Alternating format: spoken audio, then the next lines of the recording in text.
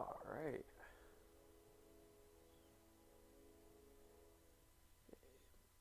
All right. Welcome. It's been 2 weeks. It might have actually been two. No, I streamed one game one evening this week. Yeah, I had a little bit of time, but I don't think anyone was there for that. Welcome everyone. Just get Twitch chat up on my phone.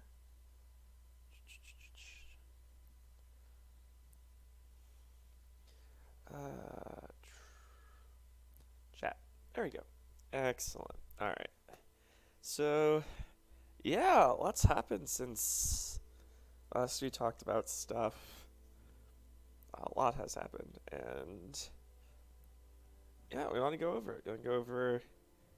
We got a new character, and he's pretty interesting.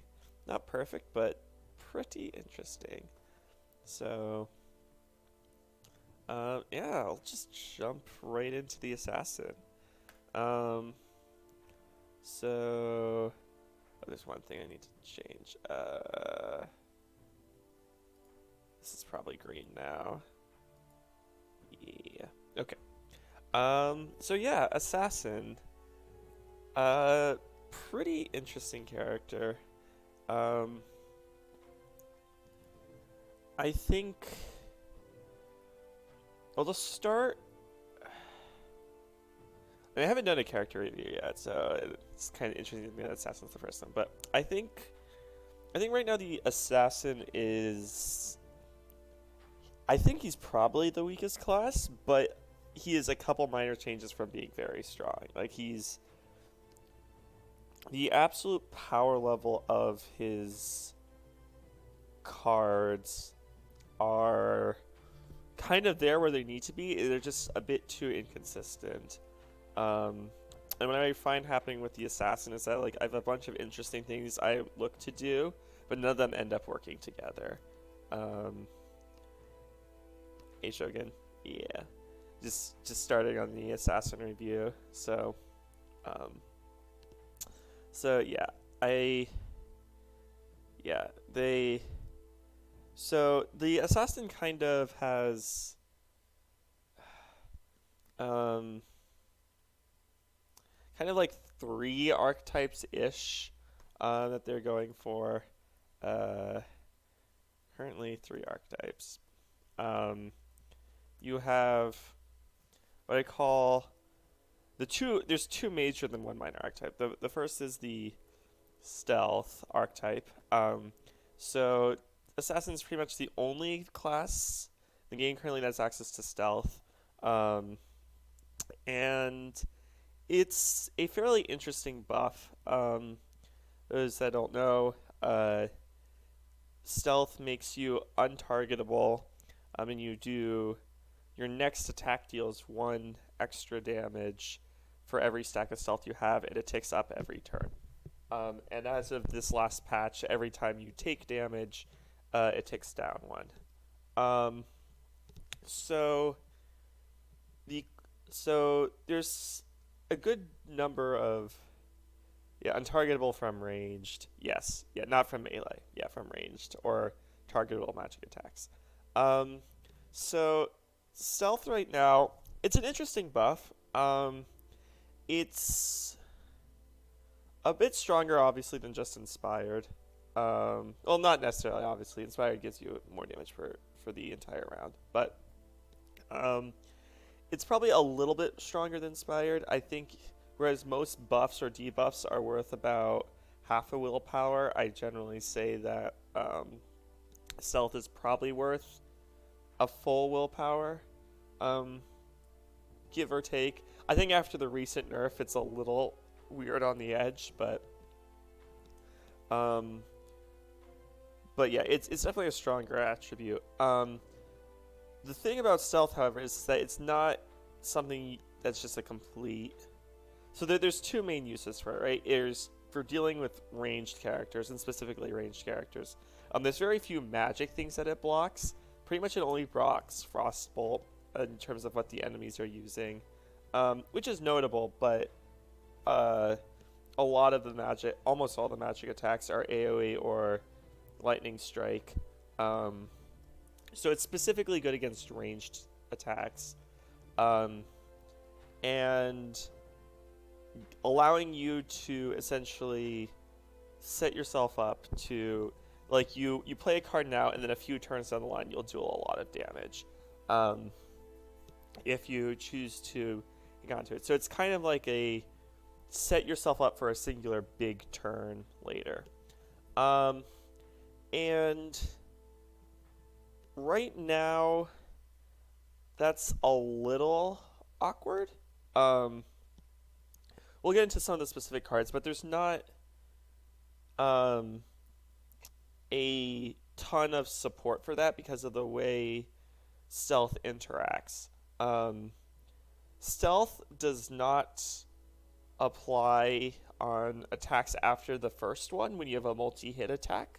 And so there's really only a couple cards that actually scale really well with stealth. Those being, ironically, Critical Strike.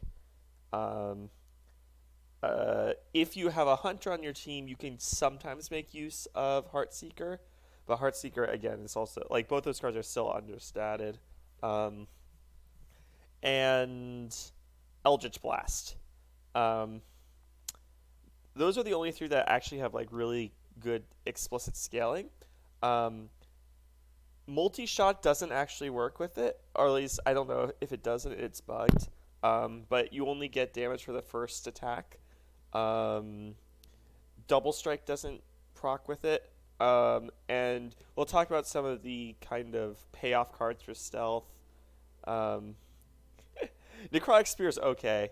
Yeah, but I don't think Necrotic Spear is bad. So, like, all the bad cards are what it scales with.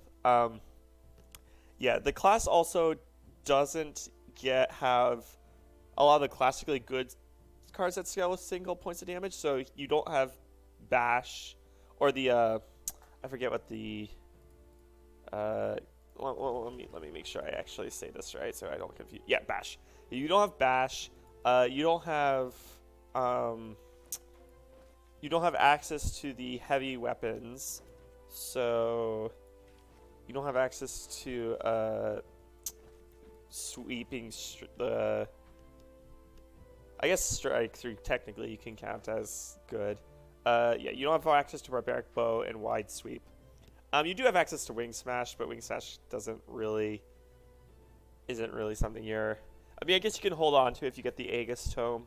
So, I guess I can count that, but you don't have access to some of the really big multi-target attacks.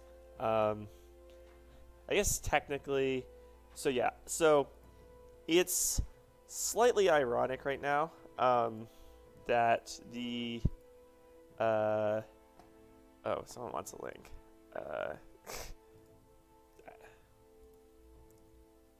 Sorry, we have some new people.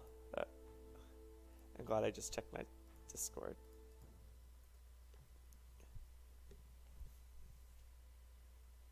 Oh, yeah, Barbaric Blow. Yeah, sure. It's 6, then each adjacent enemy takes 4, then each takes 2 damage. So, yeah. So, there's not very many ways to actually scale with your stealth. And ironically, the most of the time that you find good cards to scale with it, you're actually using your 1 tome slot. It's kind of like it's a magic attack you're using with your tome slot. So yeah, it's stealth is good, but it's currently doesn't have what I'll call, it doesn't do enough defensive stuff nor offensive stuff to make it its own archetype. And this is particularly, I'm not going to say problematic, but awkward when you know the second main archetype that the class is kind of going for, and that is lethality / move in and out. Yeah, I promise you I can type. All right. Those who don't know that lethality, no, not lethality. Versatile. I can't speak today. Versatile. For those of you who don't know, we'll get to lethality later. But versatile. Every time you play a card that deals melee damage, all future range attacks deal +1 damage, and vice versa. So a lot of the cards and ideas in the Assassin have the idea that you're weaving in and out, trying to do ranged and melee attacks. And this is like kind of one of the two main scaling cards for this class. And the problem is that versatile and stealth builds are completely contradictory to each other, right? Like with versatile, you want to be throwing out lots of attacks constantly to build stuff up, and basically be doing stuff every single turn to build it up quickly. And stealth builds, you want to basically throw down your stealth and do absolutely nothing for like a turn or two, and then you come in with this big value play. And so that's kind of rough. On top of that, there's not many cards that kind of bridge the gap. And so you're very often kind of incentivized to go for, like, commit to one archetype or another. And the fact is that there's not quite enough, the archetypes aren't strong enough on their own to justify, like, the archetypes on their own aren't strong enough to justify, like, you having, like, some bad off cards, but there's not quite enough cards to make them consistent in and of themselves.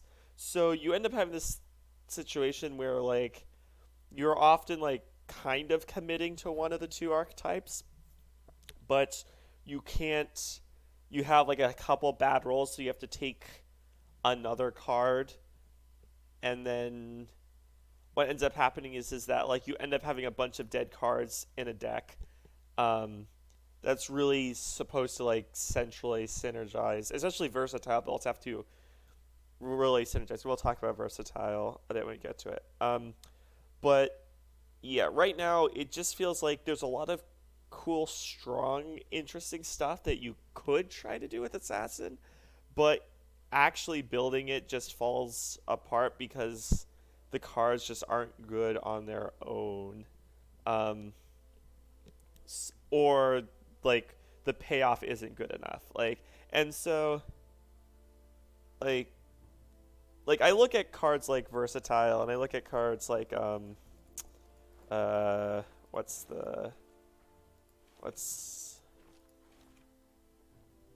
have all the cards here. Blinding Flash. I'm like Blinding Flash is a great example, right? Like, Blinding Flash is one of those cards where it's like, at 1 willpower on its own, this card is garbage. But if you have a lot of support for it, it's like, okay, I could see this, like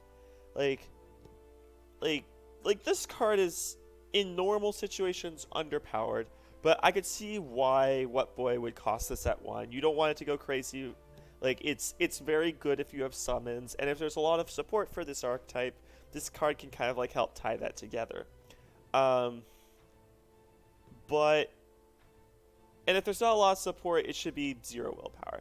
And the thing is, there's not a lot of support, so it's like, it's underpowered. And I think a lot of cards are like that, where it's like, if they had the support, the conservative costing would be justified, but there's not quite enough there.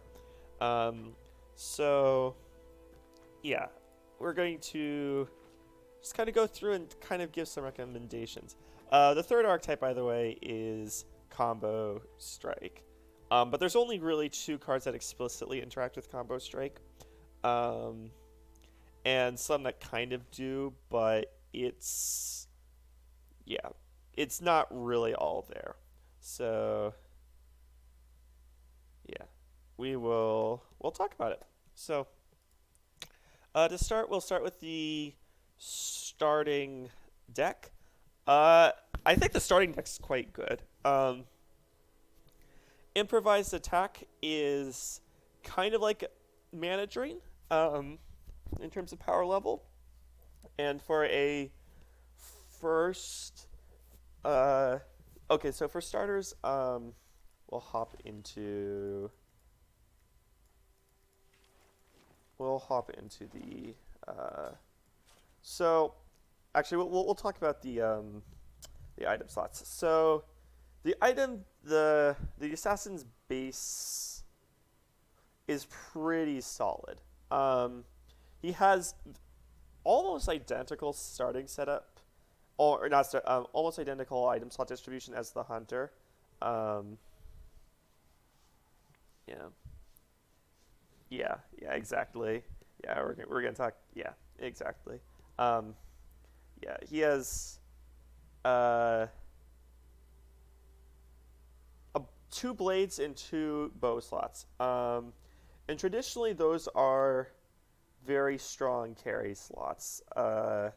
Both the bows and the blades have very solid multi-hit items, um, very solid sustained damage items. They're just like very damage oriented, whereas heavy weapons like very AOE. Like whereas like the other weapon slots are much more utility oriented. These are like your primary damage goals. So that's very nice for a core. We do have a bracer shield slot. Bracer shield slot isn't super great for cores, except for runic bracers. Um, is the main thing you're looking at. Where's my crafting? Um, yeah. Also, pristine gauntlets can be good with battle stance. Um, so yeah, the kind of there's two really good mithril gauntlets that you can kind of go for that are solid. The shield stuff is kind of only good if you have a lot of if you have abjuration plus other ways to get armor, which the assassin really doesn't. The assassin's really lacking on defense. Um, so yeah, that's kind of rough. The light armor slot hurts a fair bit. Uh, One of the big things with like alchemists is the ability to get where's my heavy armor? Is the ability to get metal plates. It's a blue armor. Having to go all the way to a mithril item like enchanted robe to be able to get your uh, to get a battle stance is kind of rough. So yeah, that's kind of bad, but it's not completely unreasonable. I think it thematically fits. And then he has two very solid. Uh, he basically has one of every utility slot. So yeah, you can pick up anything. You can pick up Abjuration Tome. You can pick up a extra summon if you need to. Um, you can. There's not quite enough to go for acid, I think, um, but you do have an option. You can slot in the potion for card draw if you need to. You can. Um, the one problem is that the potion slot and the item slot are not separate. If they were separate, you could have uh, you could have card draw plus like a carry item, um, but it's very solid. Like this is like kind of the ideal. Like these three slots, plus having a tome for abjuration. Like it's a very it's not assassin or it's not alchemist in the sense that like you are able to just like completely overload on one type of item. Um, but it's like you're going to carry consistently with this. It's very solid. Um, on top of that, the starting cards are also extremely good. I've talked about a little bit before in some prior stuff about Witch and how having a one willpower, one damage on top of starting with a uh, bow, a starting with headshot is super good because it lets you kill charred archers, and uh, the three, all three of the extra action, all three of the basics that the class specific basics you get give you +1 damage. Um, so it's very much like the witch in that you start with a bone crossbow and you are set with dealing with enemy ranged units. It's really solid. On top of that, I mean, he has 4 attacks, so he's strong, helping like the warrior combo attack. Um, Punish is an interesting power. It's quite good early. It's basically Punish is basically a worse version of the warrior one, Adrenaline. Early game, basically every one of the warrior's attacks, Punish is going to get you a willpower for. Late game, Punish is going to be pretty bad, except if you have summons and you're kind of going like a summon build. Um, the one weird thing though is that like generating willpower. I don't know. It's kind of weird having the character like having. I don't know.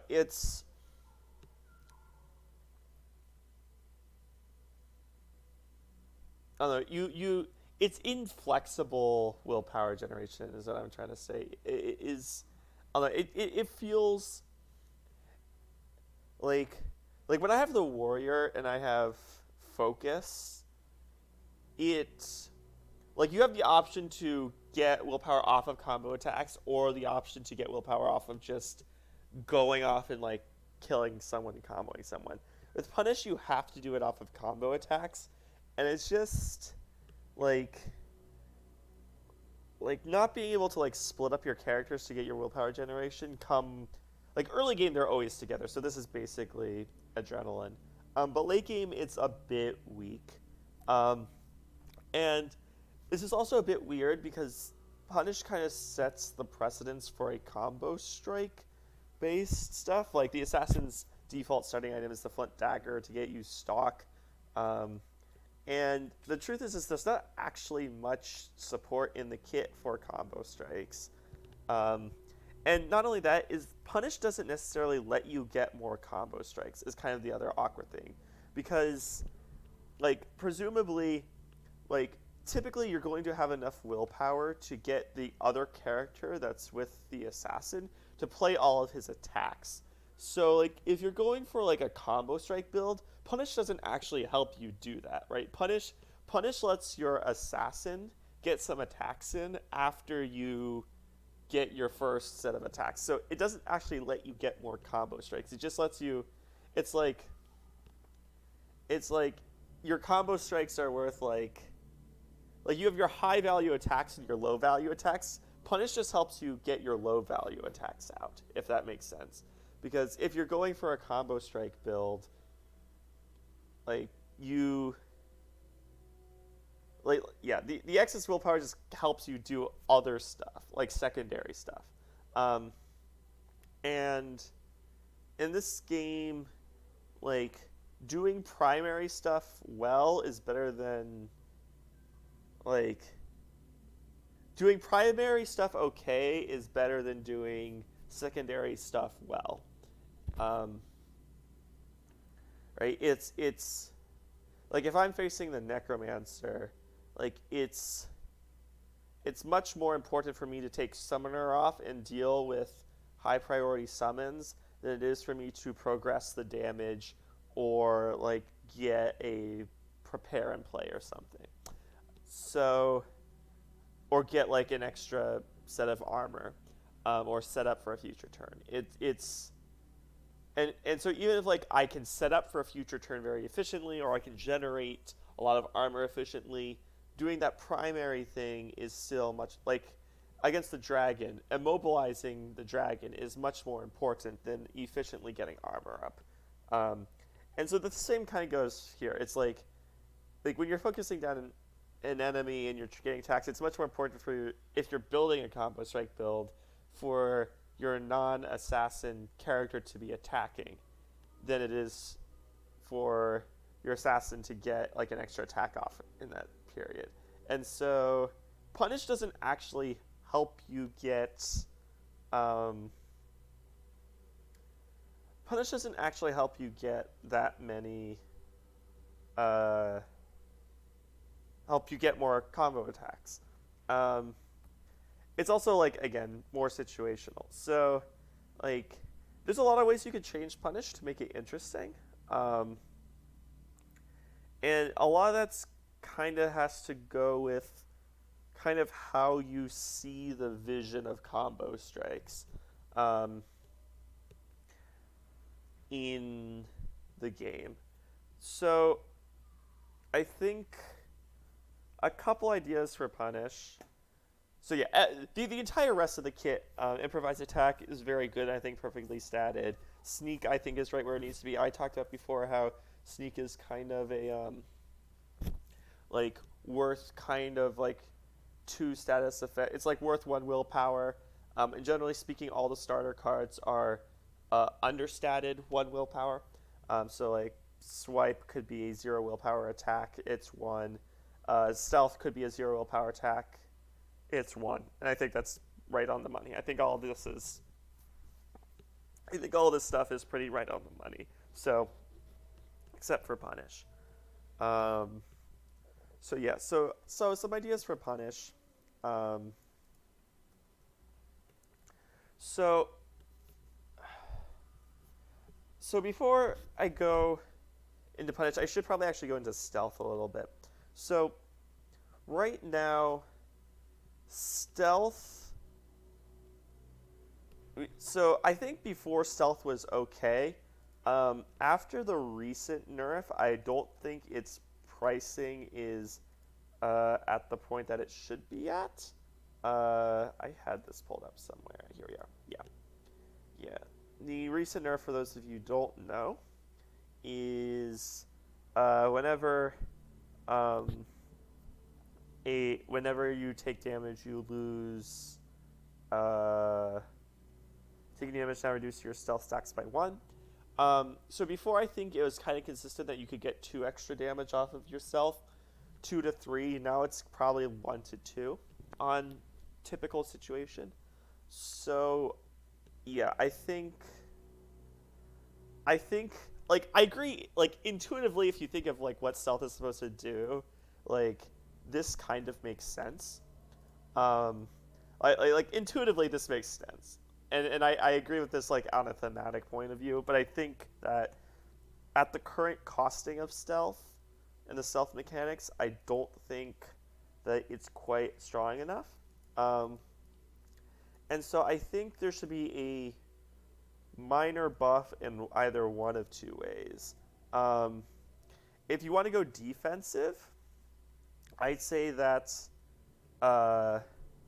so yeah, slight stealth buff. If you want to go defensive, I'd recommend while stealth, you take 1 to 2 less damage. Depends how aggressively you want to play it. But I think, especially since there's like no defensive options right now, the for the assassin, I think that like having something that like gives him a little more survivability would be most appreciated, especially since he's going to be a melee fighter. There's just not much there. So and evasion doesn't cut it. And we'll talk about evasion. Like, if you don't do this, I think evasion should be changed a bit so that's more useful. So yeah, that's the kind of offensive one. The offensive one is a pretty simple change. And it's multi attacks deal the stealth applies for the entirety of a card. So multi-attacks work with stealth. Um, and I bring this up because I think currently um, like I said, there's not that much support for stealth as a pure damage archetype. Like, there's not enough payoff for it um, because there's just not much that scales well with stealth. I think if you did this, um, you would you would make it so that one uncommon card, the bone, the the bone swords. Are they bone sword? I forget. Yeah, bone sword. Um, can kind of give you some like early game stealth scaling, and then later on you can move on to having critical strikes, heart seekers. You can have you can go for an eldritch blast for a ranged but it's like it gives you a melee option to scale with stealth. Um, and yeah, it gives you a melee option to scale with stealth. Um, oh, there's another card. Oh, it also makes multi-shot relevant. So this also gives the assassin a bit of AoE, which as your primary carry, like I don't think you should be like a pure AoE class, but I think like if you have the AoE heroic, it'd be nice if you could like try to set up for like those clears and like allowing him to actually have some tools to deal with those AoE situations would be cool. Um, so yeah, um, and yeah, this yeah, and I think like kind of intuitive. Like it doesn't make a ton of sense that like the best stealth synergy cards are all magic cards. Like it's actually kind of better for you to give stealth. Like other classes use stealth better than the assassin, right? Like one of the reasons why smoke bomb's actually strong is because like you can give it to the barbarian and wide sweep and multi hit actually do stuff, and you can give it to your elementalist and like she'll like they use your stealth better, which is like kind of weird. Um, so yeah, I personally prefer this one. And then you get defensive stuff from another source. Um, but yeah, I do think, especially with the recent nerf, that like a slight buff to stealth would be nice and definitely welcome. And the reason why I recommend offensive is because this recommend goes to my change and punish. Um, Instead of you break the willpower theme a little bit and have punish be uh, you apply whenever you multi attack or whenever you combo strike, do so twice, which means you essentially get a double combo strike. So yeah, and this would work with stealth. Um, and so yeah, you get two combo strikes. And so what this would mean is that if you made, first off, this would let all the stealth cards support the combo strike archetype, right? It essentially it allow like the few combo strike cards in the game to like bridge with the stealth archetype, and kind of bring stuff together. It also bring about a new type of carry, where you are kind of intentionally trying to scale off of combo strike and make stuff like Flint Dagger actually interesting and like grant you more combo attacks. Um, it just I also think it's slightly thematic in that like it's like the super opportunistic like dual wielding like stabby stab. So yeah, that's obviously it kind of breaks the tradition of like all of these cards are always granting you willpower, but I think that if you want to push the combo strike mechanic, having one of the powers do something like this would work. And I don't think like early game this is not going to blow open the world, right? It's like early game unless you choose to take a Flint Dagger, which is big it's a big opportunity cost for a bone longbow or a bone bow. unless you choose to take a Flint Dagger, it's going to read kind of like deal 1 extra damage um, when you combo strike, essentially, which I think is like total like that's not going to break the early game. I think late game it gives you some interesting carry options. So and it bridges archetypes nicely.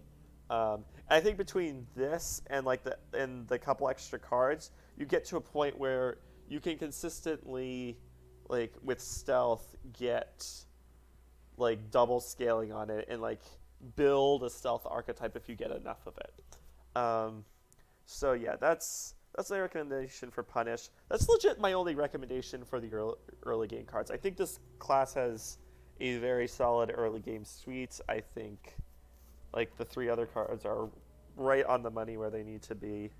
Um, and yeah, I keep them and I use them typically. And like they're also not so strong where it's like I'm not afraid to replace them. Like sometimes I feel like Sneak is not like they're useful and they're good early game cards, but they're not like necessarily strong enough to be your mainstays. So yeah, I think right on, right on with these 3. So I think this kit kind of makes sense. Like I was expecting these 2 weapon slots, this like armor slot. I didn't know if you're going to go bracers or not. I don't know. It's kind of interesting that he has a totem.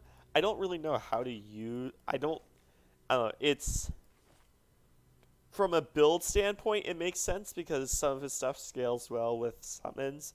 Thematically, I don't know, but generally, very solid kit. So, um, yeah, that's what I think of the kit. Uh, so now we can go into kind of the meat of the upgrades. So I think this is where the class kind of my statement that like it's the weakest class of the game kind of falls apart. So well, since we already started talking about stealth, let's finish talking about all the stealth cards. So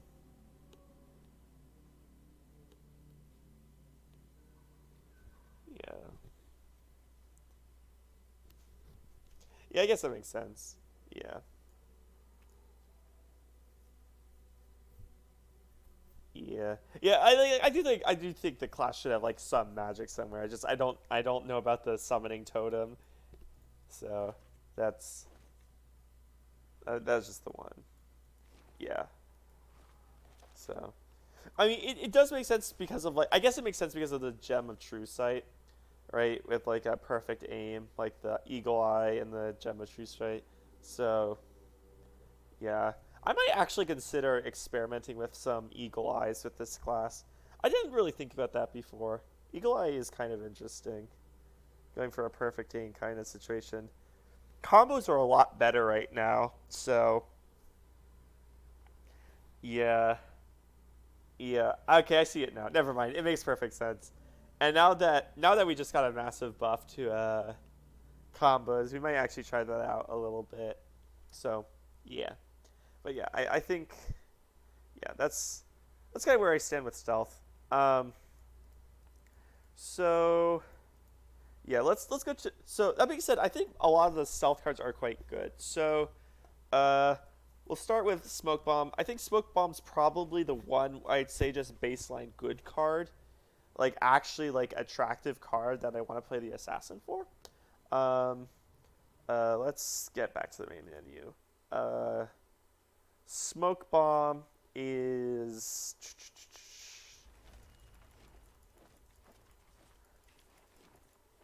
I passed it. Obviously, passed it so long ago. Here we go. Smoke Bomb. Yeah, I like the new art. I'm glad it's not black and white. Yay. All friendly characters not adjacent to an enemy gain stealth. So, yeah, this is. I think this card's right where it needs to be.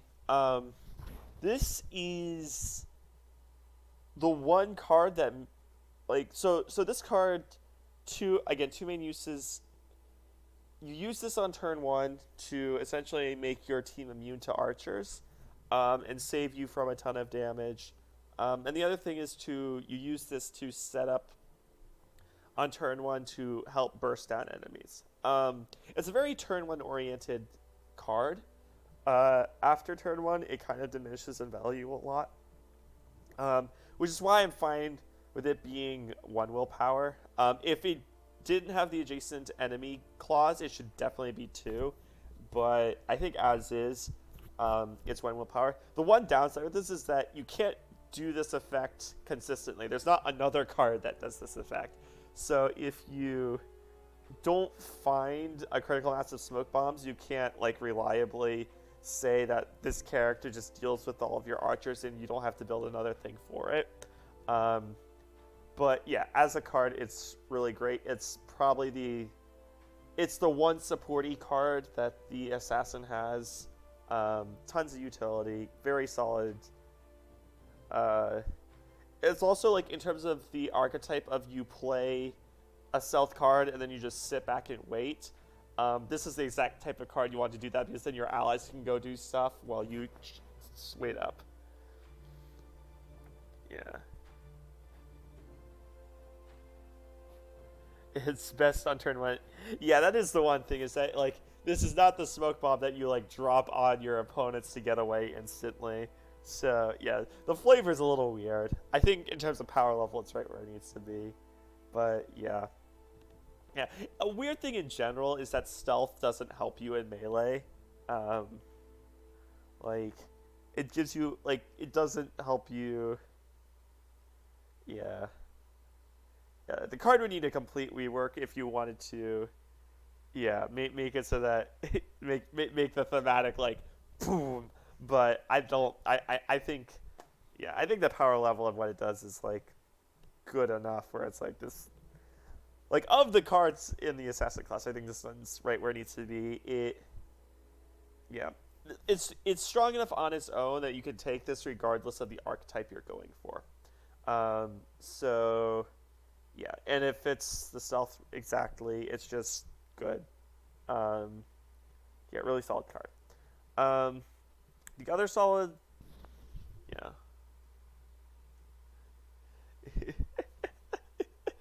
Yeah, that'd be I feel like that'd be a little busted joking. So just a little bit. Yeah. So yeah. But yeah. I messed this up. This is yellow. Hidden shot. Here we go. That's the one that's supposed to be green. All right, we'll now jump up to the other stealth card. Yeah, the other major stealth card you can find is Hidden Shot. Yeah, ranged attack to gain stealth. This is just a solid attack. There's nothing much to say. Like, generally speaking, I think of one willpower attack should be one willpower, deal 3, have a minor upside.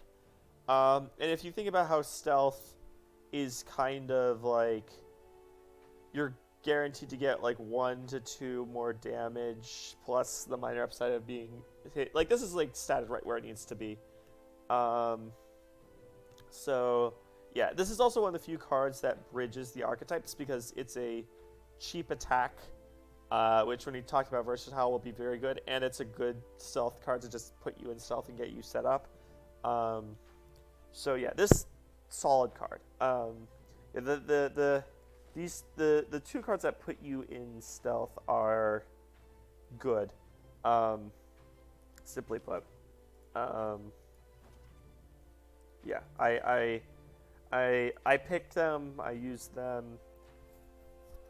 I don't find it super hard to integrate them into builds.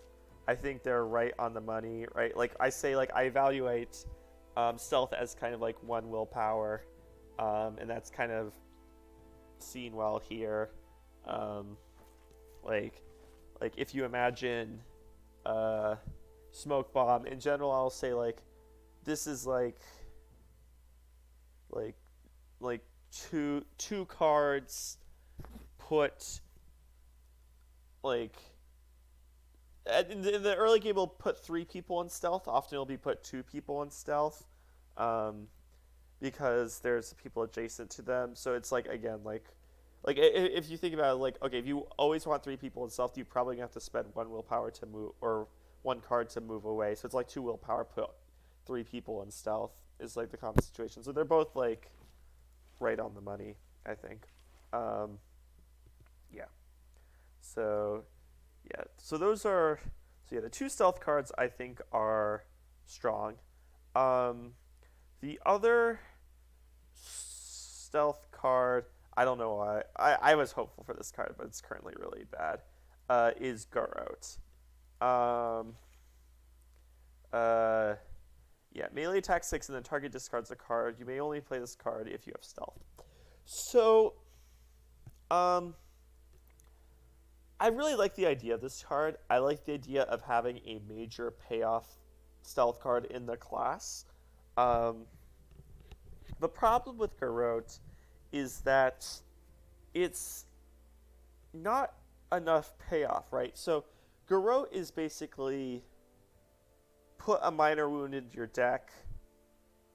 If you're stealth, you can get like an extra 2 damage. You get an attack that deals 2 extra damage. Right? Because a fair 1 willpower melee attack is 4 damage. In general. Like if you look at like baseline attacks, like 1 willpower, like it's typically like 3 damage and then an upside that's worth 1 damage. So yeah, and 2 extra damage is just not enough payoff for how completely rarely you're using this card. This card, like, I've only actually gotten to cast this card once. Now, granted, with the new redraw changes, that will probably change a little bit, but the point is that this card, like, if you're holding this card in your hand to, like, set up for a big stealth turn, it has to have a lot of payoff. And a 1 willpower card just isn't that good of a payoff. So I kind of have 2 recommendations for this card. So we'll say Smoke Bomb is perfect. What's the other one? Hidden Shot. Perfect. So, yeah, Garrote. Or Garrote. I forget how to pronounce. One of 2 ideas.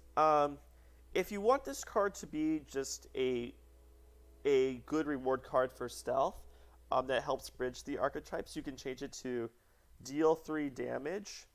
The bonuses from stealth count double.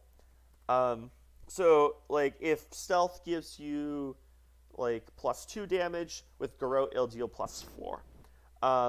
For some reference numbers, this rendition of the card will do 1 less damage at 1 stealth, same damage at 2 stealth, and you need to hit 3 stealth before this does more damage. And if you kind of think of it in terms of like how other cards are statted, like I personally think 1 willpower cards should deal 5 damage. You currently have them at 4. There's some debate there, but like based on how you've been balancing them, I think that like in most situations this will be a 1 willpower deal 3, except in the stealth situation, which will be kind of 1 willpower deal 2 to 4. So most stuff like stuff like charged weapon, when I think comes to mind, is like 3 willpower. The standard case I say is like 1 willpower deal 4, sometimes deal a lot more, because most of the time you can get 1 extra attack off when you use charged weapon. And so I think that puts it right around the ballpark of being a good payoff card to kind of like smooth out the entire set, so that between Punish, Garrote, and then the assortment of weapons, you can make a really good stealth assassin-y build. Um, so that's one option. The other option, frankly, is 2 willpower, deal 9, or 3 willpower, deal 11 to 12. Um, Basically, just make the payoff, like, make the card more. Like, if you're going to hold on to this card to assassinate someone, make sure it actually kills when you get the payoff. And I don't think there's... where's Garou? Yeah, did I say... Yeah, or 3... Yeah. Yeah, there's... I don't think this card would be... I mean, we already have 3 willpower, deal 12 under specific condition. I don't think it'd be super... In fact, I'm just going to say 3 willpower, deal 12. I don't think it'd be super ridiculous to make Garou like Heart Seeker, except more situational and not have extra scaling. Like, I think that would work fine. Yeah, for how restricted it is. So I do one of the two. Just make it so that, like, okay, if you are holding this on, you get a bigger payoff. You get more of the 3 damage per card you use, or you just change it so that it can be used in more general circumstances. Because currently this card, like, the downside of only being able to play it during stealth is so bad, right? Like, you compare this to, like, Headshot, right? Like, Headshot for 1 more willpower, you basically do the same thing at ranged, but you can use it whenever. So it's real, like, I have not been able to, like, this literally is just a minor wound for me when I pick it, honestly. And I like the idea of this either just being a good, like, stealth scaling card, or of it being like this, okay, I'm going to put this minor wound in my deck, but sometimes I'm going to, like, get a really huge blow-up payoff for it. It's just not there right now. This is kind of one of those cards that really split the archetypes a lot, too. So, yeah, it either needs to be changed to make the stealth archetype, like, really good, or it needs to bridge them. So, yeah, that's my thoughts on Garou right now. It's a really harsh card to be playing. So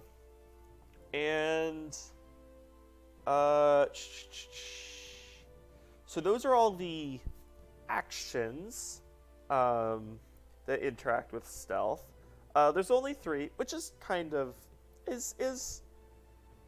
and only 2 of them put you into stealth, which is worth noting directly. So outside of stealth, there's currently only 2 ways to directly enter stealth, which actually ends up feeling like not very much. Like, it doesn't feel like you're able to enter stealth super reliably turn 1, or sometimes even turn 2. Which is one of the reasons why I say that, like, the stealth archetype isn't quite there, as, like, its own thing you can do. So we'll talk about evasion a little bit later because I think it's its own category, but I will talk a second about low profile. Because I like this card a lot. So I think this card is very close. Low profile. At the end of your turn, gain stealth if you're adjacent to an obstacle. So this card is kind of your quintessential stealth scaling card, right? You take this card, you park yourself in the corner, and you gain stealth. And it's kind of like, okay, it's your big payoff scaling card for getting your stealth up quickly. The one downside with this card is that kind of like, is it Crush? Is that the heroic? Yeah, Crush. I don't know why you nerfed Crush, by the way. Crush was really cool before. I'm kind of sad that it was nerfed. But yeah, that aside, it's inconsistent as a stealth card. Like, you would think, like, as the ultimate particular stealth card that this would be, like, reliable, but it just doesn't. And there's a lot of times, like, you want to build a stealth build, but you don't feel like you can put low profile into your deck yet over one of the other stealth cards because it's so unreliable actually getting you into stealth to start with. Um, so my one change for low profile is keep it exactly as is. Um, yeah, low profile is keep as is, but make it one willpower and enter stealth on use.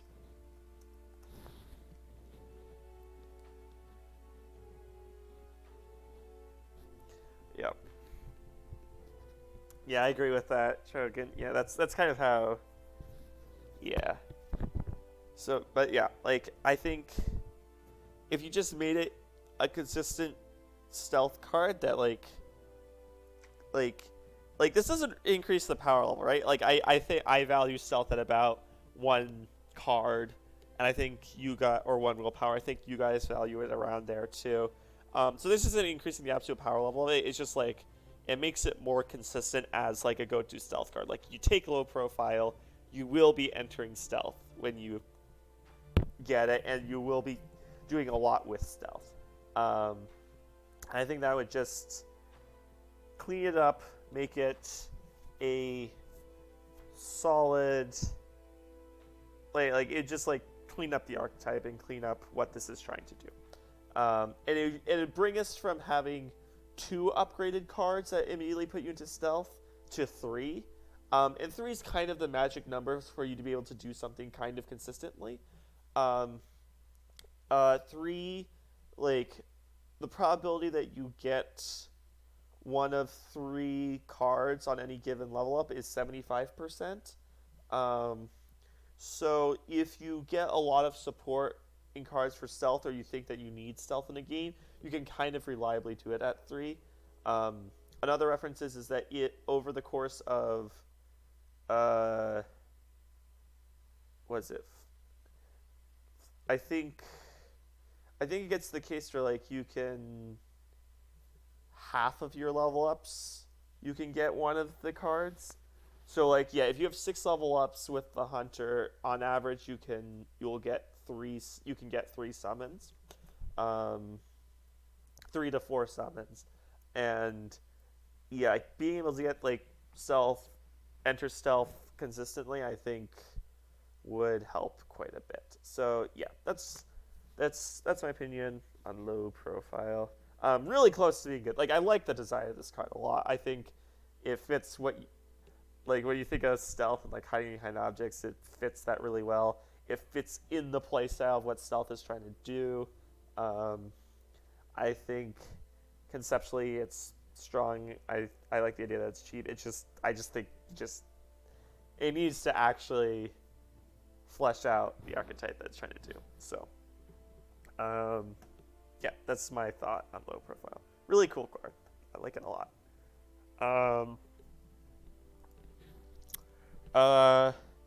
So yeah, that's that. So, let's now talk about the versatile. So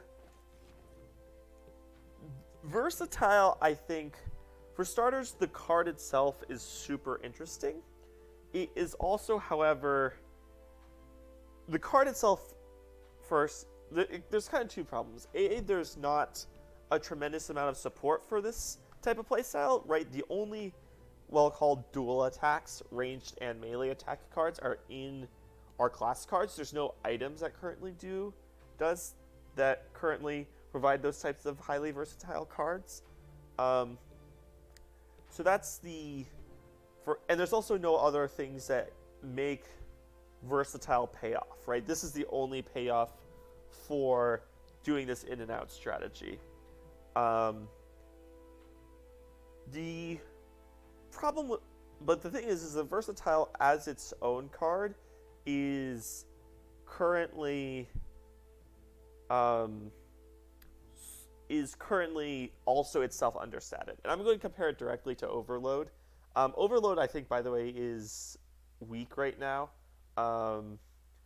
I there's very few situations where I feel like I can get Overload to work. But even if we baseline compare Versatile to Overload, right? Overload, um, you can think of as in the standard situation when you're playing like the Elementalist, you're filling your entire tech with damage spells. Um, and typically you're playing two of them a turn when you're playing Overload. And you're always going to have two of them in your hand when you're playing Overload.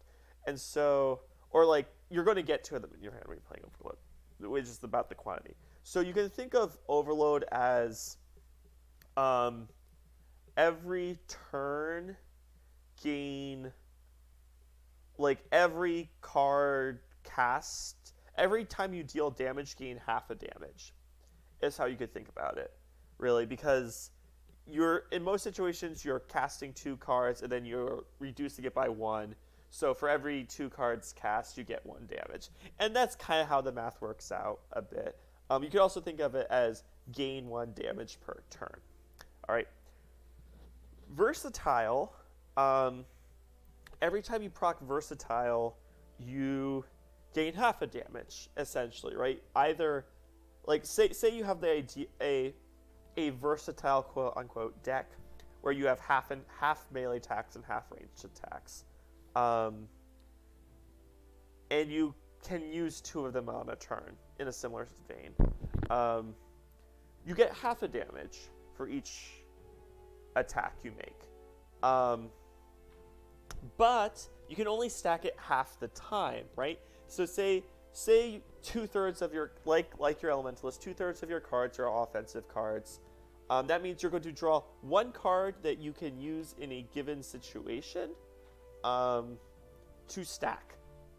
All right. So say you're in a ranged situation, you can use one card to stack. If you're in a melee situation, you can do one card to stack. So what this means is that it has the same scaling ratio as Overload, but it has a more restricted frame in terms of the cards you can use to cause it to work. Also, by the way, Versatile doesn't work at all with Magic, which is a big thing to know because, as we know before, the best stealth cards are Magic cards, which means that your tome slot that you're often like prioritizing, like it's another point of disconnect between the two archetypes, right? Your entire Versatile thing you're trying to do doesn't scale with stealth, with the Magic stealth scaling component at all. But you still want to include those Magic attacks for yourself. So it's kind of, so yeah. So this card, it basically is kind of an effect like a quarter. It's like half the effect of Overload, but it costs one more willpower. So yeah, I would probably like this card could be 0 willpower, honestly. Yeah, like it could just be 0 willpower. Like if you just compare it 1-to-1 to Overload, it's slightly worse. And so yeah, I think, and in my experience, like there is like over like there's times when you play Overload and you like only get like 1 or 2 attacks with extra damage, and a lot of the time with Versatile that feels very much the same way. Like there's a lot of times I put Versatile into play, but then I just like I'll just like do range, like I'll just draw a bunch of range attacks and never draw a melee attack, or like I'll get it so that I can never attack in the fight with the character in the future, or like the way things sequence out, like it just awkward. It doesn't hit the stride. So yeah, this card could be significantly cheaper. I think what it does is interesting, and I think this is a cool archetype to explore and build around. But yeah, the fact that there's no other card to pay off, like I think this card would be well statted if there's like a ton of item cards that also provided like that also interacted well with Versatile, or if there's like another really strong power that worked well with this archetype, but there just isn't. And so yeah, this card could be knocked down 1 or 2 willpower. So, yeah. Versatile. Almost strictly worse than overpower. Could be knocked down 1 to 2 willpower. Yep. So, yeah, that's my thought on versatile. It just is so slow, and then a lot of times it just doesn't even pay off. And that's really crushing. The other thing is that this archetype involves melee combat, which means you have a lot more incoming damage, and there's no way to reduce incoming damage really as the rogue. And so the chances that versatile gets stripped is super high, especially since you're often playing it early to try to get it stacked. Whereas it kind of falls into the same with Elementalist and Overload, right? You can immobilize everyone, and it synergizes super well with Abjuration, and because you're at a range, you can target anywhere. There's you can really protect Overpower. It's very hard to protect Versatile. So yeah, I really think this should be 0 willpower. It just feel a lot better. Yeah. And also let you get it out fast. The thing is, this power is so slow at stacking up, right? You have to, if I want to make my melee attacks good, I have to draw this card, draw my ranged attacks, use my ranged attacks, and then go into melee range and then melee attack. It's this card doesn't even need to be even slower with more willpower. Yeah. The other thing you could do, I don't like this, but you can make it so that it's +2 and then cap it at +6 or something. I think that's I think that'll get a little zany fast. I like it at +1, but yeah, it just needs to be cheaper. Yeah, that's my opinion on versatile. So, very cool card, very very cool card. I do want to say that I love the idea of these situational payoff cards, but it's just I'll still build it. I'll still try versatiles at this cost, but it's it feels so bad, and I want this card to feel good because it's a cool archetype card that I want in the game, and I want to do well. I love it. Just to make it cheaper. Yeah.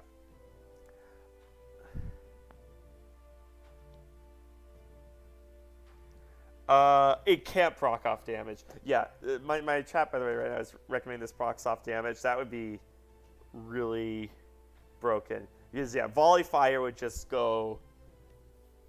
Volley Fire would just go off. I mean, Volley Fire would make this go off the rails. Multi-Shot would make this go off the rails. I mean, you could, if you wanted to keep at 2 willpower, you could make it go off of damage. It's also kind of hard because it's not necessarily entirely clear what damage type combo attacks are. They're not. I guess you could say they're melee damage, but yeah, I think. Yeah, I don't know. I don't know. Volley Fire always scales very well with versatile. So. Yeah, I just think I don't want it to be super off the rails. I just want it to be cheaper, so it's not so punishing to do something that is somewhat unreliable and it's kind of a bonus / archetype. I don't know. It should just be a baseline good card. So yeah.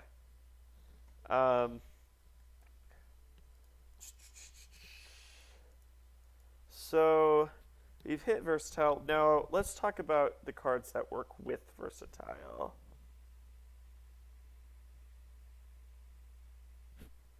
I mean, but lethality has its own cost. So, you can't, we'll talk about lethal, but lethality already costs a ton, and it already costs a power slot. You could think of like, do I take lethality or do I take battle stance, right? And like a battle stance would just give you like +2, um, whereas and like lethality is super slow, and so like yeah, like there's a whole cost associated with lethality as a scaling piece that like even with lethality like I lethality is a very cool card. Um, I mean, I'll talk about. I think lethality is a great card. I think it's statted right where it needs to be. Um, yeah, I think one willpower would be too little because you could just throw on a offensive stance and just be kind of like offensive stance with more benefit later. But I think 3 willpower would be too much because um, it it's very rare that you can get it up to +2. Like I think +1.5 is about where it is, um, right between those two. Uh, and yeah, lethality kind of bridges all the archetypes together. It bridges the versatile and the stealth archetype. So I think it's healthy in that manner. It's just an interesting card. I like to try to come up with builds. It makes stuff. It makes cards like Crazed, which is typically like not something I'm super interested in putting in my deck, actually like really interesting. It's like, okay, can I just get plus damage in my deck?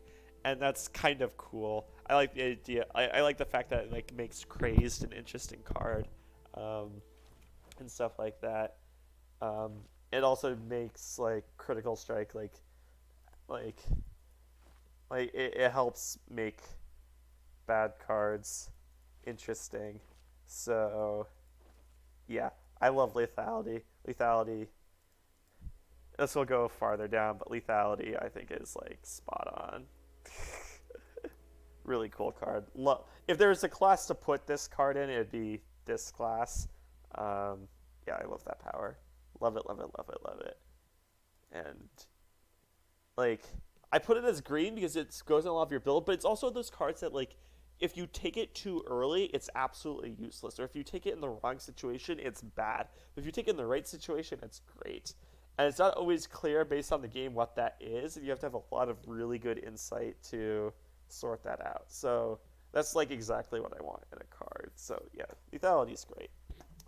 But going back to the versatile support, knife attack.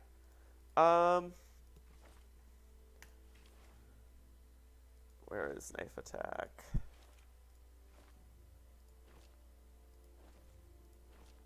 Where is knife? There we go. Knife attack. This card's okay. So I mean, like I think it's slightly under damaged. So basically, you guys took like a 1 damage deal 4 melee and a 1 damage deal 3 ranged is like almost fair, kind of, sort of. And then you were like this card is currently statted as if having the versatility on this is worth like 1.5 damage. I just don't think that's the case. Like I said, I've said this a few, but I view like 1 willpower as worth like 2 damage.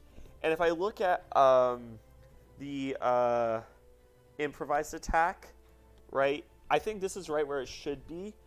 And that if I were to put this as a normal card, I'd make it 1 damage deal 3. And if you also think about it, like a ranged attack that read 1 damage deal 3, also usable in melee, would kind of be like on the power level of stuff like piercing attack, or explosive attack. And so yeah, I feel like this should just be 1 damage deal 3 melee and 3 ranged. 1 willpower, 3 melee, 3 ranged. Because the ranged attack feels really bad right now. It does not feel like I put this into my deck to support versatile builds, and then when I use this as a ranged attack, it just feels so low.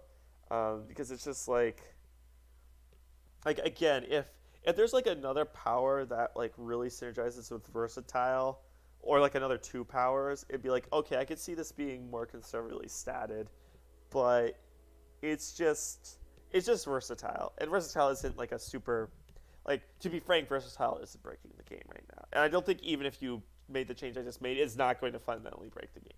Um, and so yeah, I think this card can just be like like you can just think of it as ranged attack deal 3 with a slight flexibility upside, and that's kind of like what piercing shot is. So I think it should just be that. Um, yeah, yeah. Aside from that's good. I like a simple attacks in the deck. I think it is a fine card. Not always something you want to take, but just have a baseline good attack. But I think it's something you can definitely consider. So yeah.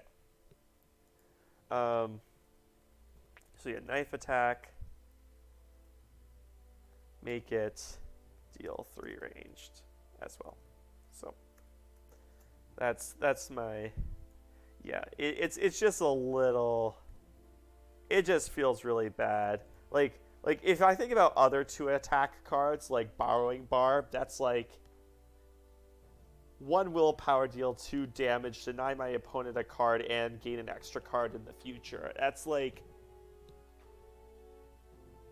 1.5 willpower worth of effect. Like that is so much. It's not like the two.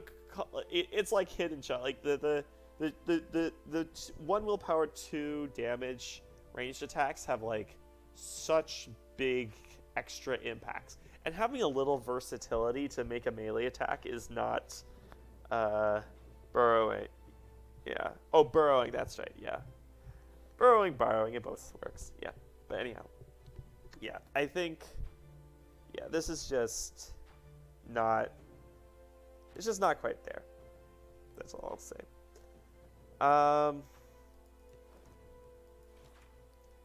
Yeah. Yeah. Next card for weave in and out. Outmaneuver. I've not gotten to play with the new outmaneuver. I thought the old one was a little weak. I think this new one is very strong. So, yeah. Move 2, create a stab. Is super cool. I think this is a strong card. Do I think it's overpowered? I don't quite think so. I think like kind of like with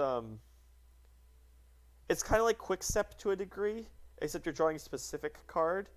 Um, it's also worth noting that like it's okay for really low willpower cards to be a little strong because their overall game impact, like a 4 willpower card that is like over efficient for its willpower is has a lot more game impact than a 0 willpower card that's like a little more efficient. So I think this is a good place for it. So also that's such a European spelling. I love it, but it's I don't think I could. Did I spell? Yes, I actually. No, I spelled it the American way. That's I can't put myself to put that O in there, so it's actually correct. Fine, fine. I'll do it. I'll do it, chat. There. I'll put the O in. Oh my. Okay. Well. Okay. Anyhow, I think this is a good card now. Definitely needed a buff. This was a very good buff. It's very sizable. It might be a little too strong, but I'd rather this be a little too strong than like a card like this. Like I'd rather a 0 willpower card be a little too strong than a little too weak. Um, just because if it's a little too weak, it will never ever see play.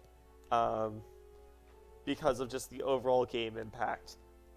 So I also think like you can be a little aggressive with movement, right? I personally I think stab could be a 3 damage card.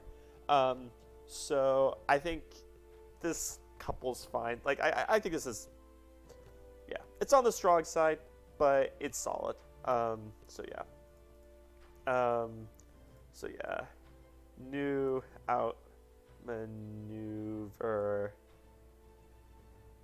Solid spot. A little strong, but 0 willpower cards are better overstated than understated. I also am not entirely sure how I would change it. Like, I don't think move 1 really feels right. I think move 2 is where you want it to be. So, yeah, that's my thought on that. So, next you have Shadow Strike. So I think this is statted fine. Actually, I don't know. Yeah. Shadow Strike I think is just fair. 2 willpower, deal 4 is solid. Sometimes moving in is going to be an upside. Sometimes moving in is going to be a downside. So it's not like the pure situational upside of cover shot. Like there's times where I don't want to be next to the target. It's also the fact that it's like a limited range, so it's not quite a. Oh no, it is unlimited range. For some reason, I thought it was only 4 distance, but it's unlimited. Never mind. Yeah, so sometimes you don't want to be next to your target when you make a ranged attack. Like if you want to set up for a headshot. Sometimes when you want to play this move in and out or set up for combos, you do. So I think this is. You can control when to do it. You're gonna put this in your deck when you want it. I don't think it's ridiculous. I don't think it's particularly strong. This is kind of lower on my list of things I'd like to take. But I think it's fine. Yeah. I think not every card can be ridiculous. I think this is like I don't know. You could, if you wanted to, you can make it 5, but I probably wouldn't. I think 5 damage would be a bit much. Like it would be too much. So yeah, Shadow Strike. Right where it should be. Yeah. That's my thought on Shadow Strike. What Outmaneuver was before? Outmaneuver used to cost 1 willpower. Now it costs 0. So, yeah. So, yeah. Definitely not a super strong card. Yeah. So yeah, I'm fine putting Shadow Strikes in my deck. It's yeah. I think just in evaluating this power in terms of the class, you have to realize that like move to the adjacent free space is not a pure upside. Like if you treat it as a pure upside, people will be like, this card's strong, this card's right, this is like a defining card. It's not a defining card. This is just like a support card. So yeah, I would not like you can't point to this card and be like, this really defines the move in and out archetype, because it's not. Because there is downside to entering melee range. So, yeah. And also anti-synergy, right? Like you can't use Shadow Strike with single out super easily. Just noting that, yeah, you can't, like you have weird sequencing issues with your ranged attacks. So yeah, it's pros and cons. So yeah.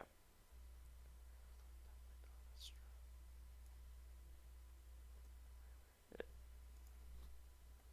probably should be, yeah. So yeah, thoughts on Shadow Strike. And that's kind of the move in our archetype. So there are 3 cards to support this. The one problem with the move in and out is that there's no weapon cards to support it. Technically backstab. We'll talk about backstab next. But backstab's so bad I don't count it. So yeah, yeah, and evasion's also so bad I don't count it. So yeah, there is just enough, but there is no support outside of the class, unlike other stuff. So yeah, that's another reason why I'm kind of more willing to push more aggressive power levels on these. Um, yeah, damage wouldn't make it that way, but it is probably too much. Yeah. So, yeah, that's kind of how I'm feeling with the versatile stuff.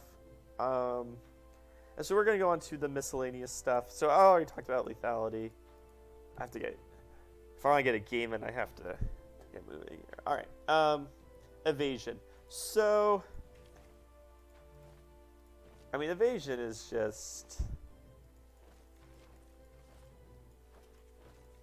All right. Well, let's get to evasion. All right. One willpower. After you are attacked by a melee attack, retreat 2 and gain stealth. All right. So, this card's bad. Why is this card bad? So, this card is only beneficial in the. I mean, it gives you stealth, right? But it's only beneficial as a defensive card in defending you in the precise chance where you're taking more than one melee attack from a singular source. Okay? And that kind of stinks, right? Like, so before we were like, stealth is a really good anti-range tool, but it doesn't defend you at all against magic and melee. And it's like, evasion's like, okay, this is our defense card for the assassin. Let's give the assassin the ability to kind of, but not really deal with melee attacks. And leave the really hard-hitting melee attacks and combo strikes to still go off, and leave all the magic damage to still do everything, and not even do it all that well.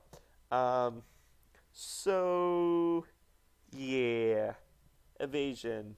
You also have to position in a place where you can retreat to, which is kind of hard, especially since the AI actually is smarter than you think in this game. So, yeah, I mean, I would not be surprised. I don't know how you guys code the AI, but they might figure out like you can't always control, especially if you're using like specifically if you're using low profile, you can't control whether evasion is going to actually work for you. So yeah, yeah. So evasion needs to be better. Or it needs to actually like do something that helps you. I know that sounds like so good, but it's like it's just it's so situational. It's so situational when this goes off, and oftentimes like after you take the hit, it's already too late, right? Now, to be fair, it is after you are attacked. It's not after you take damage, which is a thing of note.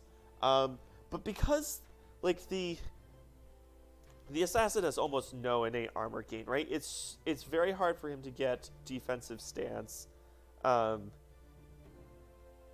It's very hard for him to get defensive stance. He can get abjuration fairly easily, but the other thing is that this class is like super power heavy right now. It's actually kind of hard to include defensive, like there's a big cost to include defensive powers.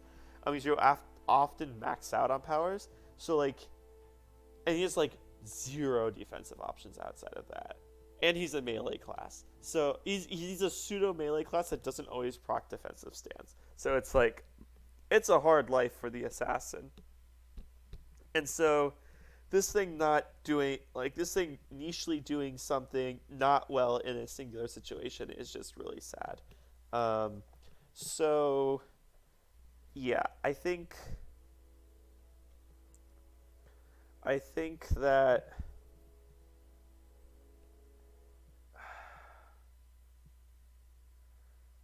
like I like the retreat mechanic. Um, I think that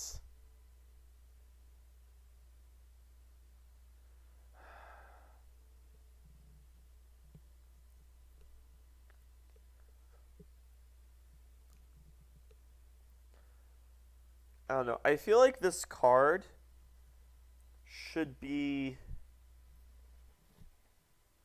I feel like this card should be.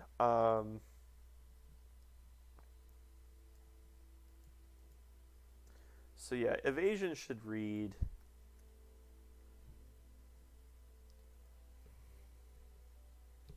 Uh, 2 willpower.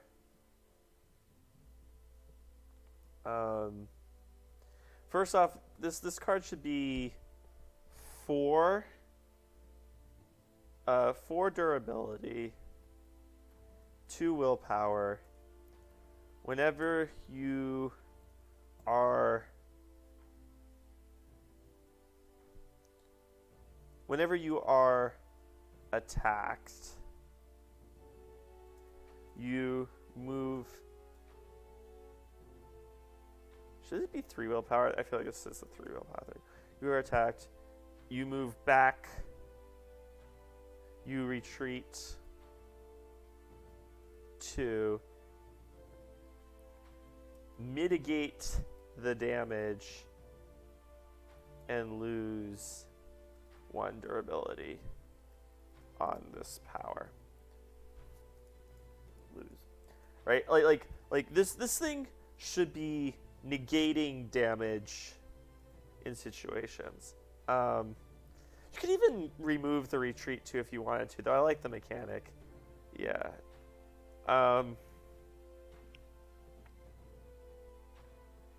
But yeah, it's like it needs to actually defend you. It doesn't actually defend you from the attack. And it just doesn't do anything. As anti-synergy with one of the other powers, which really stinks. And it's like, yeah, it's just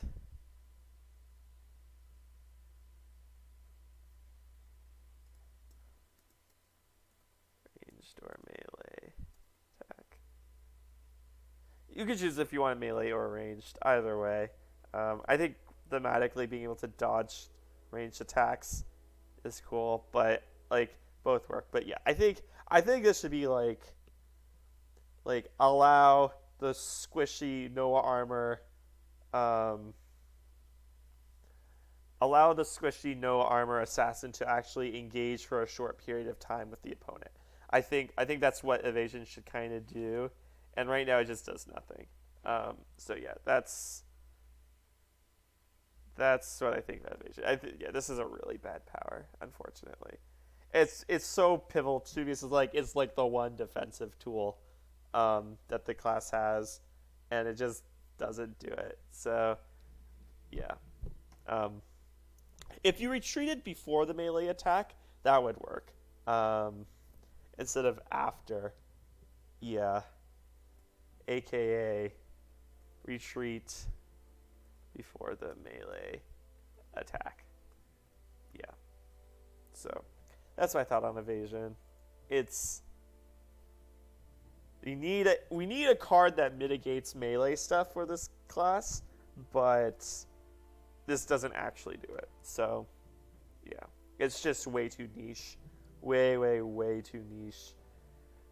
Because like oftentimes the one melee attack is still enough to strip your powers because you just don't have much armor on this class.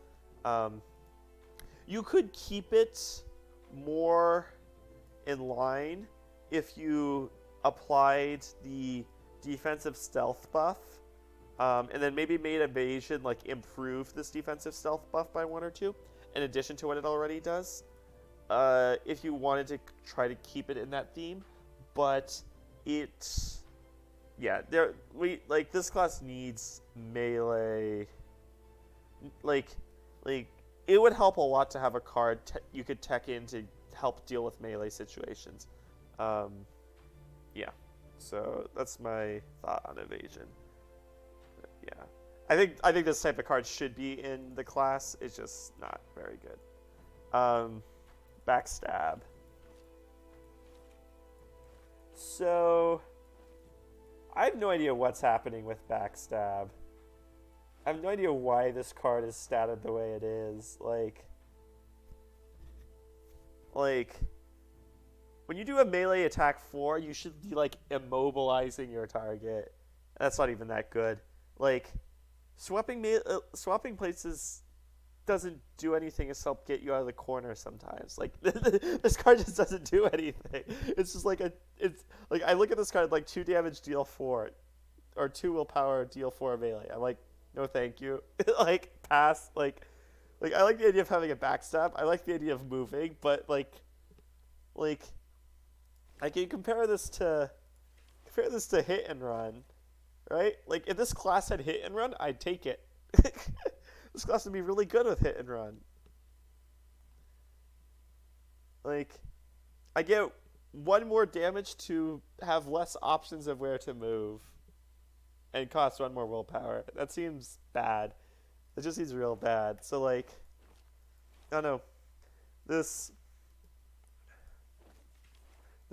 card should be like a whole assortment of things, but like yeah, backstab, deal 4 damage, and retreat 2. You can make retreat a thing. That's probably what I do. Like if you just made this retreat 2, make it like the Shadow Strike corollary to backstab, so you can like Shadow Strike backstab to get this engage disengage kind of thing going.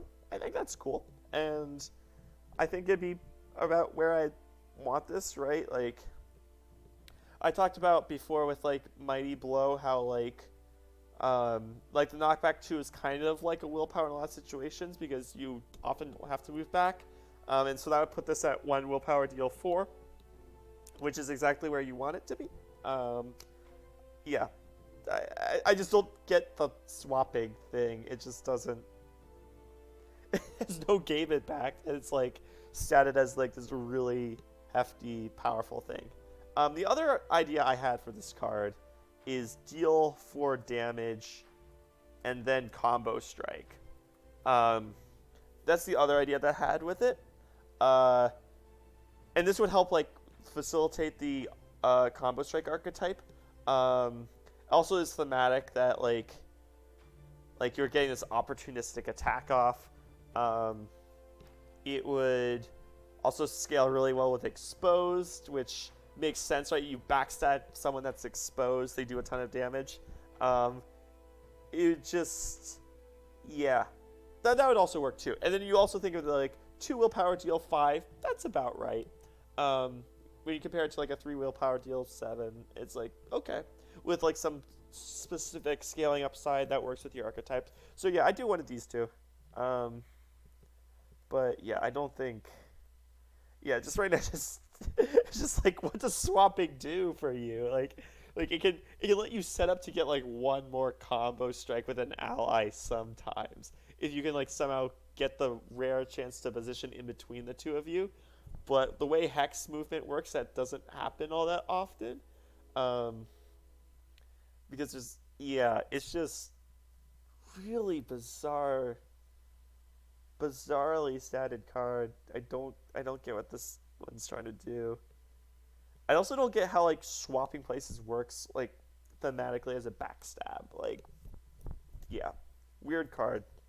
I do one of these too, personally. I like, yeah. It's just like, yeah. Not much to say. Very weird for me. Blinding Flash. Okay. So this card,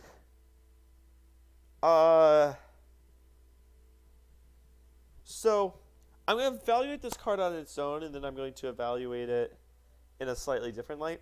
So I'm going to say in the standard situation. So this card on its own, in general run-of-the-mill situation, is bad, right? If you think about, all right, does not prevent, for the rest of your turn, enemies do not prevent your characters from moving or performing combo strikes. Small change.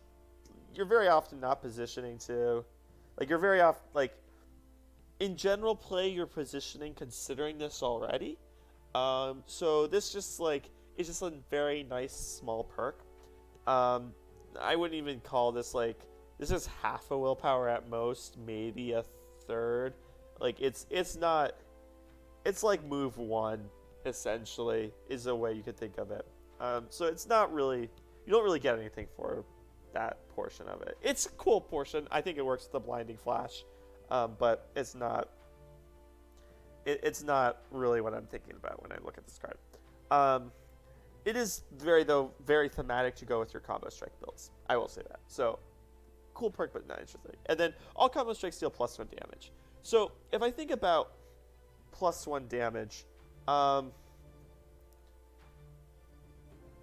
like, I could have this card or 1 damage deal 3 melee. That's a bad card. That's a terrible card. Okay, 1 damage deal 3 melee.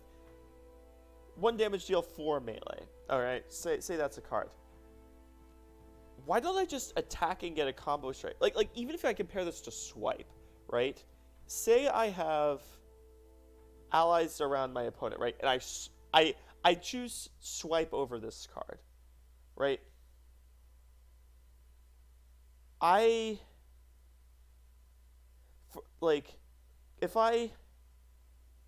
I make one other attack with 2 allies nearby, I'm down 2 damage, right? Because I could, right? Like, so for blinding, because, like, if I just had a swipe, I get an entire round's worth of extra combo attacks plus the damage of my swipe. So for blinding flash to be worthwhile, you have to have more than 1 combo attack after your blinding flash. And granted, you've already spent 2 willpower on your turn using blinding flash. And then you have to get on your attacks after your first, you have to get at least 2 attacks to be worth a swipe, to be equivalent to a swipe. And I'll grant you, swipe's a versatile card that can use in any situation. If you want to compare this to a good card that's a class card, you have to get 4 combo strikes to go even with a perfectly versatile class card. So, from a damage perspective, this card is garbage. This card is stupendously bad, right? Because you'd just rather have an attack to get more combo strikes. That being said, I know why this card's statted this way. Is because there's a lot of fear behind summon builds. Because this card is very good with summon builds, right? It makes all of your summons deal more damage, right? When you're starting to put more than 3 characters on the battlefield, this card starts scaling more. The Assassin's already kind of fits into summon builds a little bit because Smoke Bomb's pretty good with summon builds too. And so is Punish to a small degree. So on the other extreme, I can see how this is. I don't think that justification is so scary to not justify putting this at 0 willpower. I think most people agree with this be a 0 willpower card. That being said, if you do take my recommendation and make the changes to Punish, I would not change this card's willpower. Yeah, so Blinding Flash, absolutely terrible outside of combo strike situations. Outside of combo strike, outside of comps, outside of, I'll just say summon comps. in which case it has a lot of potential. By the way, it doesn't have a ton of potential with this. It only alongside attack with a...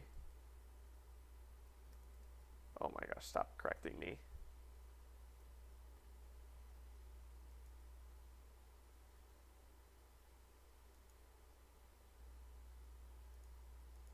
Oh my gosh. With Warlord. Yeah. I don't think Blinding Flash, yeah, if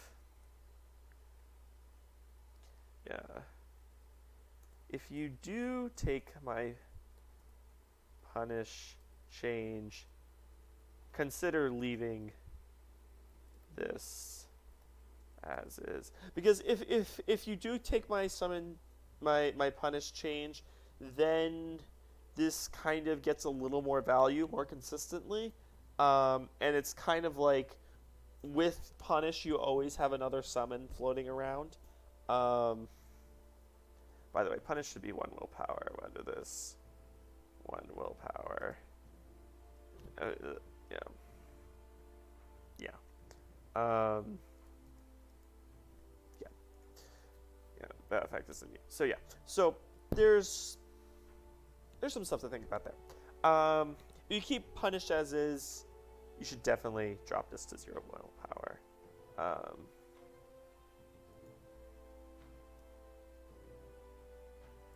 Should be 0 willpower.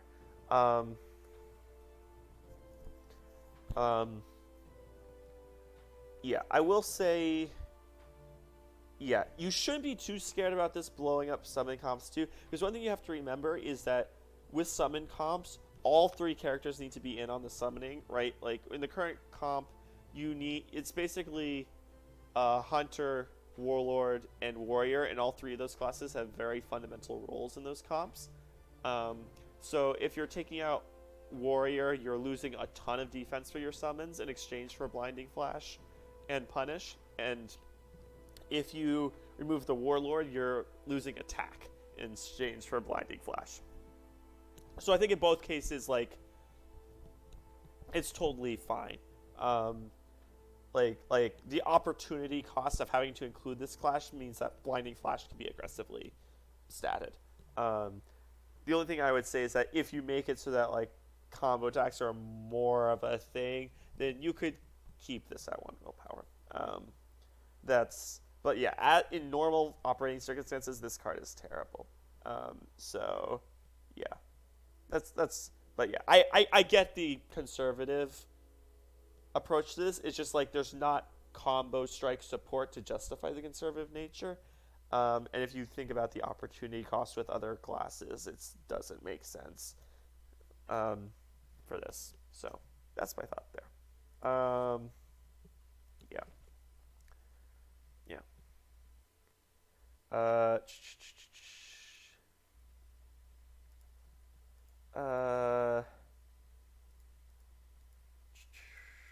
Are we done?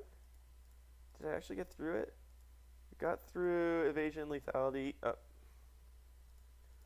low profile, backstab, blinding flash, garrote, hidden shot, knife attack, outmaneuver.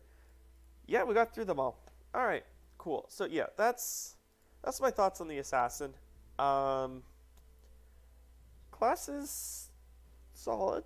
Like I think, so one thing to realize is that the reason why I think like I talk very much about the archetype and talk very much about these cards being well sided. This class, aside from Smoke Bomb, has 0 utility. It's a damage dealer, which means it has to damage deal well. Right? Like that's another thing to realize is that like this. One of the reasons why this class is weak is just does nothing outside of deal damage. It doesn't even deal damage all that well. So definitely consider like being more aggressive statting this than with other classes, right? Like it's okay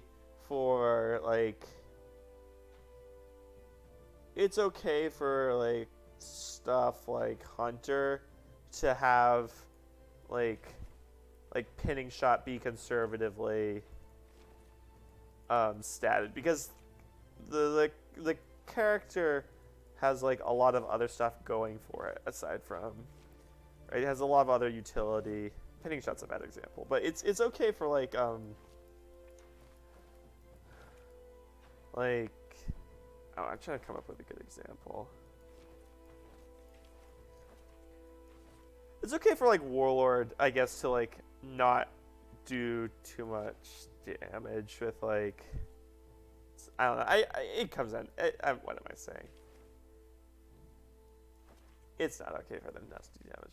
The point is that like he's a pure damage dealer. He should have cards that like let him carry and do damage consistently.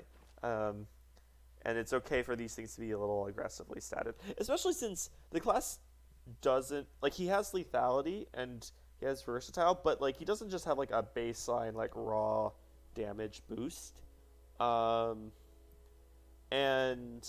those are both situational cards. He doesn't have like Deadeye, and so, or Goad. So it's like you don't like you can make this stuff a little aggressive. I don't think the things I recommend were particularly aggressive. I think these make them closer to fair and reasonable in what you have in other situations. I think this plus like the synergies coming together can make this class interesting. But right now it's just like they're just not there quite. So yeah. Especially with the contradictory nature of the two main archetypes that are pushed. So yeah. So yeah, that's Assassin. I'll go over the other changes real quick. Yeah.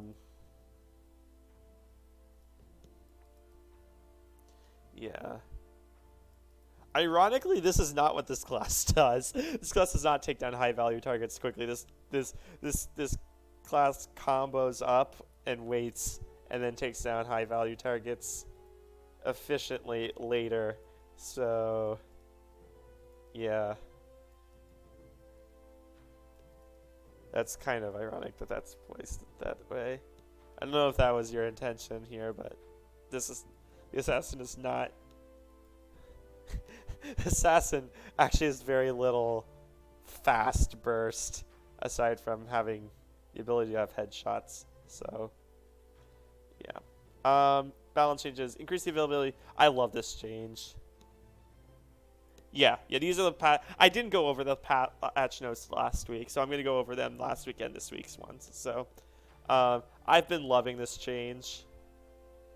Yeah, love it. Like, this is such a good change.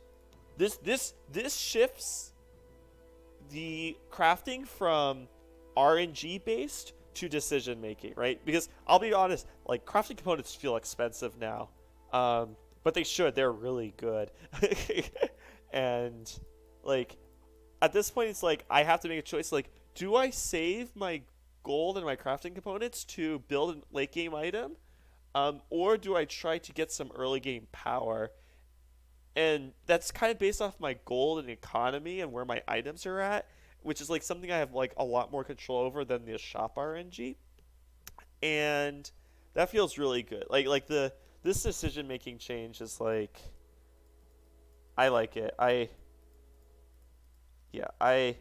only been playing Assassin, so I haven't had a ton of success in general. I've only gotten to the dragon once, because I've been trying to make it work, and I haven't had too much time to do other stuff. But like, I like this change a lot. I think it's cool. And this was nice to just play testing Assassin.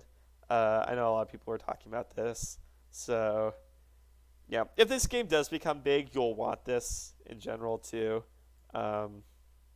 So yeah, good stuff.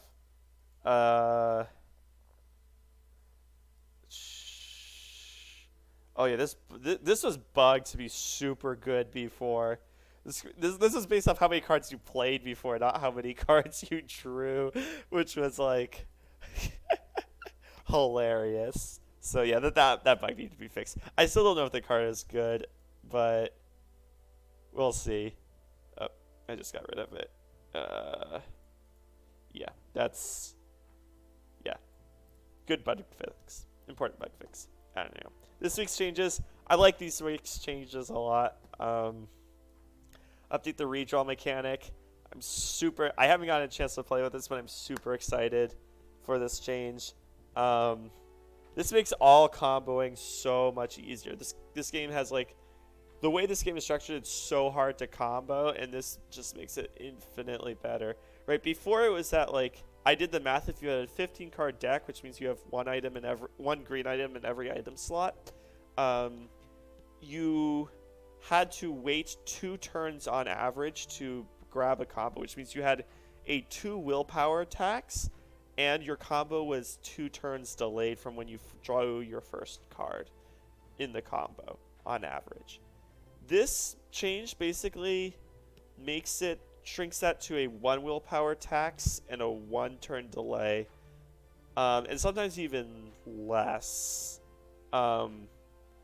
And like, it does it even more consistently, because in that 1 turn delay, you get like, between the turn you draw the card and the turn you play the card, you can get 2 redraws. So this is such a big change to like balance out the game. So needed. Yeah, I thank you for taking my recommendation on this. This game is getting slightly boring for me a little bit, and this is like, okay, this just unlocked like so much. Like, Immolate. All right, Immolate.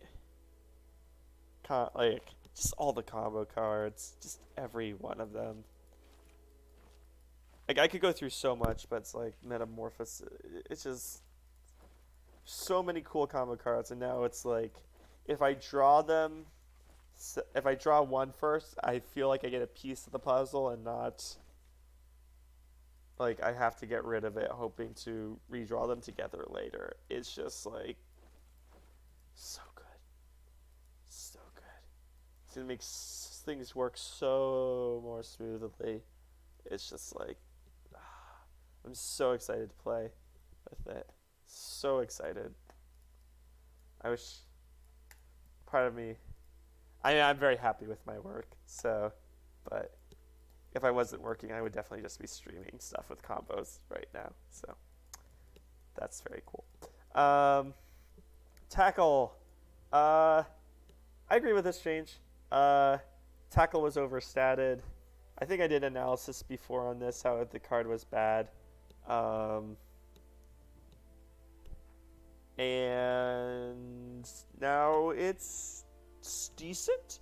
It definitely fits in the movement archetype. It's not a great weakness delivery mechanism, though the fact that weakness was buffed makes it probably pretty decent. But yeah, it's a... I don't know, on average, you're going to be reducing income. You could think of this kind of like 0 willpower, move 3, gain 3 armor, I think is the way to look at this card. Where you compare it to the new Head Rush, I think is right around correct. So yeah, Tackle I think is fine. Yeah. Solid. I wouldn't change this any more than this. So, Outmaneuver. I kind of already talked about Outmaneuver before. I think this buff was needed. Excited to use it. Excited to experiment with it. Cool. Head Rush.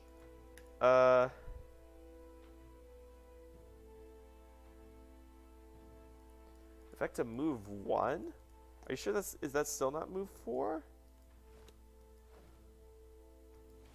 Or is it 0 willpower now?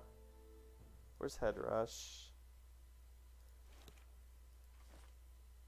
Move 4, defend 1 plus 1 per 6. Yeah, I think this card was close to being good.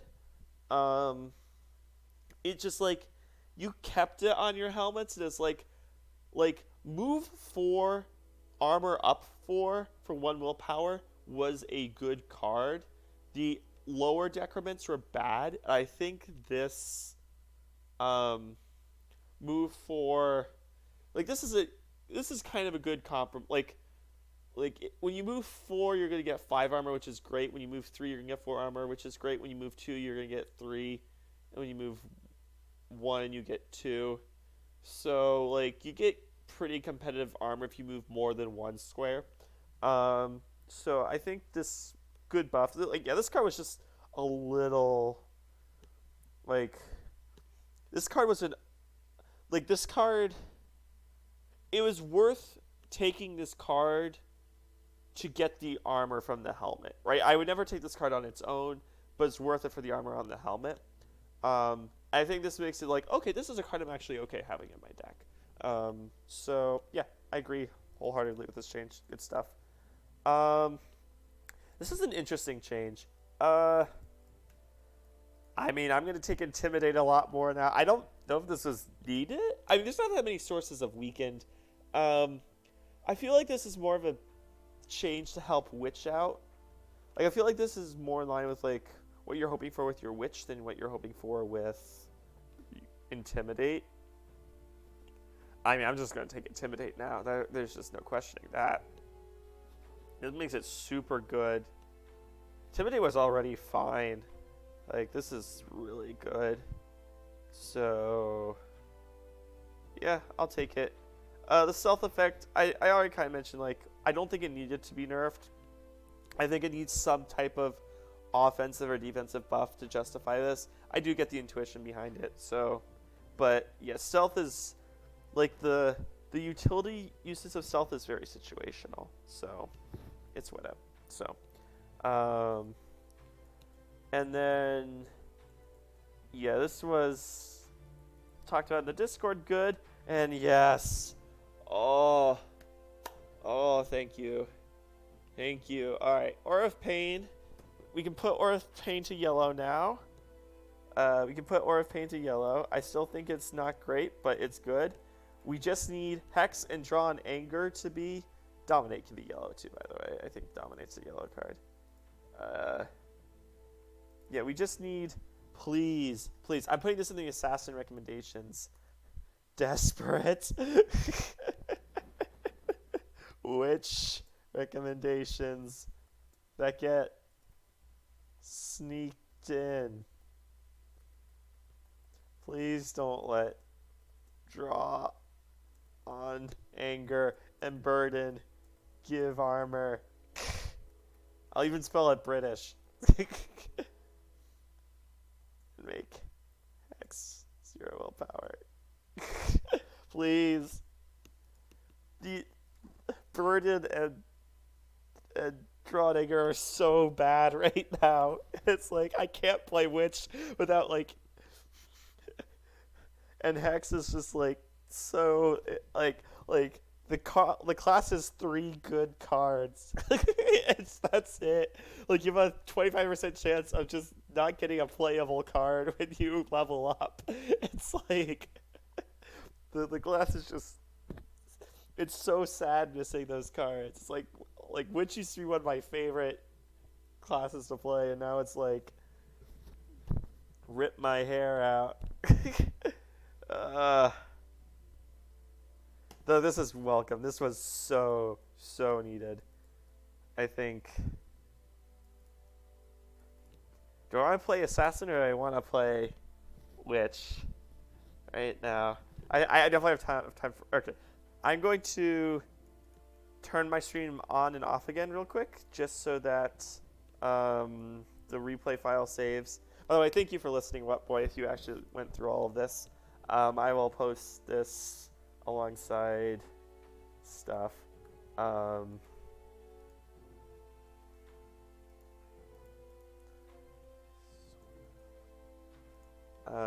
But yeah, I like the Assassin. I like the idea of the Assassin. I want to play the Assassin. I just think like he's a bit too awkward, and like things need to be moved a bit so that like Like, it doesn't need to be so conservative because of just how awkward a lot of the interactions are. And that's not to say that like is a bad thing. It's just like like I think there's a lot of really meaningful choices in how you build your assassin, which I think is really cool. It's just that like if everything doesn't go exactly your way, it gets bad. I think I'm gonna demonstrate that right now. So I'm just gonna turn things on and off real quick, and then we will play around.